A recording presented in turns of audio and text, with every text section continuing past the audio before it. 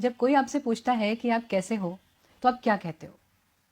मेरी एक आदत है, जब भी कोई मुझसे पूछता है कि आप कैसे हो, तो मेरे मुंह से हमेशा यही निकलता है कि ईश्वर की कृपा है। अभी कुछ ही दिनों पहले किसी ने मुझसे पूछा कि दीदी, आप चाहे किसी भी मनस्थिति में हो, किसी भी परिस्थिति में हो, लेकिन जब आपसे ये पूछते हैं कि आप कैसे हो, तो आप हमेशा यही कहते हो कि ईश्वर की कृपा है। क्या सच में आपको कभी कोई कष्ट नहीं होता? आपके सामने कभी कोई प्रॉब्लम्स नहीं आती? नमस्ते, मैं हूँ निष्ठा सारस्वत और आइए आज बात करते हैं कि ये ईश्वरीय कृपा होती क्या है। पैसा, आलीशान घर, महंगी गाड़ियाँ, धन दौलत, क्या यही है ईश्वरीय कृपा या कुछ और?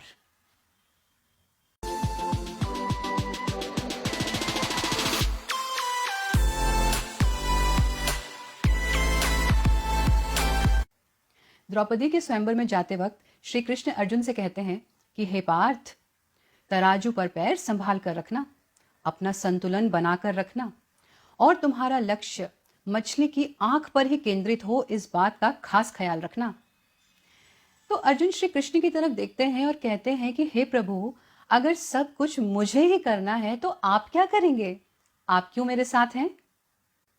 भगवान श्री कृष्ण हंसते हैं और हंसते हुए अर्जुन से कहते हैं कि हे पार्थ, जो तुमसे नहीं हो पाएगा वो मैं करूंगा। तो अर्जुन कहते हैं कि ऐसा क्या है जो मैं नहीं कर सकता? भगवान श्री कृष्ण फिर हंसते हैं और कहते हैं कि हे अर्जुन, उस अस्थिर विचलित पानी में जब तुम मछली की आंख पर निशाना साधोगे, उस समय उस अस्थिर पानी को स्थिर मैं रखूंगा। कहने का मतलब यह है कि आप स्वयं चाहे कितने भी बुद्धिमान क्यों ना हो, कितने भी निपुण क्यों ना हो, कितने भी विवेकशील और महान क्यों ना हो, लेकिन आप स्वयं हर एक परिस्थिति पर नियंत्रण नहीं रख सकते। आप सिर्फ अपना प्रयास कर सकते हैं और वो प्रयास की भी एक सीमा होती है और उसके आगे की भी जो बागडोर संभालता है उसी का नाम ईश्वर है। और उस पर यह अटूट विश्वास कि उसने ये बागडोर संभाली हुई है और वो हर पल आपके साथ है, ये है ईश्वरीय कृपा। पैसा, आलीशान घर, महंगी गाड़ियाँ, धन दौलत, ये सब ईश्वरीय कृपा नहीं है, क्योंकि ये सब तो आपने अपने कर्मों से बनाया है, अपने संचित कर्मों से बनाया है, आपके प्रारब्ध से आपको मिला है। तो फिर ईश्वरीय कृपा क्या है? हमारे जीवन की वो प्रॉब्लम्स, वो संकट, वो विपदाएं जो हमारी जानकारी के बिना ही खत्म हो जाती हैं, वो होती है ईश्वरीय कृपा।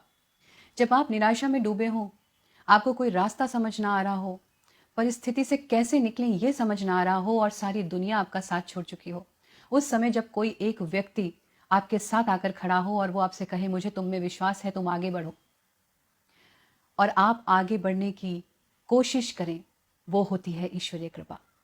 कभी कभी सफ़र के दौरान बहुत भीड़ भड़ाके में आपको धक्का लगे, आपका संतुलन बिगड़ जाए और आप गिरने वाले हों, लेकिन फिर भी आप बच जाएं, वो संतुलन ही है ईश्वरीय कृपा। जब एक समय का भोजन मिलना भी मुश्किल हो और आप भर पेट खाना खाएं, वो होती है ईश्वरीय कृपा।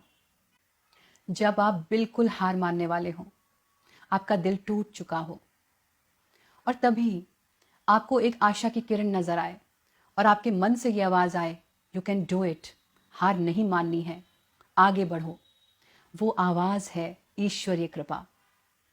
जब आप कामयाबी के शिखर पर हों, आपके पास खूब धन दौलत, पैसा, गाड़ी, ऐशो आराम सब कुछ हो और आपकी लाइफ एकदम फर्स्ट क्लास चल रही हो, उसमें भी आप जमीन से जुड़े रहें, आप ईश्वर को ना भूलें, आप अपने अच्छे कर्मों को ना भूलें और आप ईश्वर की इच्छा समझकर सब कार्य करते रहें, वो होती है ईश्वरीय कृपा।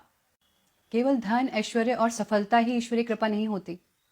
जब ये सब कुछ आपके पास ना हो, उसके बावजूद भी आप अपने आप को संतुष्ट महसूस करें, आप अपने आप को धन्य महसूस करें, आप उसमें भी खुश रहें, ये होती है ईश्वरीय कृपा।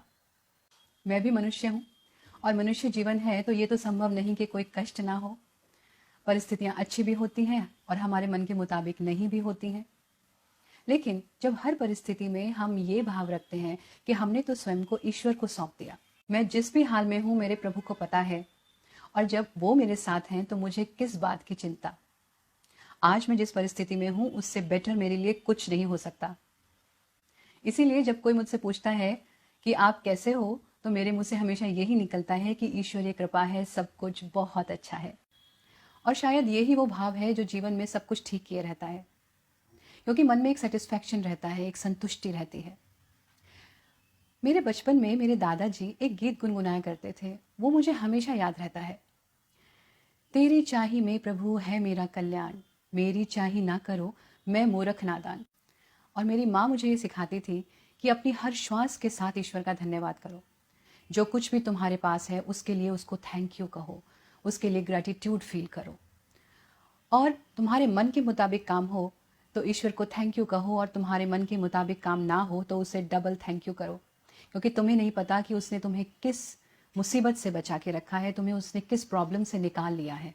अंत में मैं आपसे भी यही कहना चाहूँगी कि जो आपके भाग्य में है वो दुनिया की कोई भी शक्ति आपसे छीन नहीं सकती, और जो आपके भाग्य में नहीं है वो दुनिया की कोई भी शक्ति आपको दे नहीं सकती। इसलिए कर्म ही कामधेनु और प्रार्थना ही पारसमणि है। तो ज़्यादा परेशान मत होइए, सब कुछ उस ईश्वर पर सौंप दीजिए और खुद बेफिक्र हो जाइए। जब ईश्वर आपके साथ है तो आपको क्या फिक्र, क्या चिंता, सब कुछ अपने आप हो जाएगा, आपके सारे कार्य बन जाएंगे, सब कुछ हो जाएगा। आप जिस परिस्थिति में हैं उससे बेटर कुछ हो ही नहीं सकता अगर आप अपने ईश्वर पर विश्वास रखते हैं तो। अगर आपको मेरी ये वीडियो पसंद आई है, मेरे ये विचार पसंद आए हैं, तो इस वीडियो को ज़्यादा से ज़्यादा लोगों से शेयर कीजिए ताकि सबके जीवन में पॉजिटिव बदलाव आ सके, हर कोई हर परिस्थिति को एक पॉजिटिव दृष्टिकोण से देख सके। मेरी वीडियोस को लाइक करने के लिए, शेयर करने के लिए बहुत बहुत धन्यवाद। आप सबका इतना अच्छा रिस्पांस मुझे आ रहा है, इतने सारे क्वेश्चंस मेरे पास आ रहे हैं। यदि और भी कोई क्वेश्चंस हैं आपके पास मुझसे पूछने के लिए तो आप मुझसे पूछ सकते हैं। Thank you so much. Thanks for watching.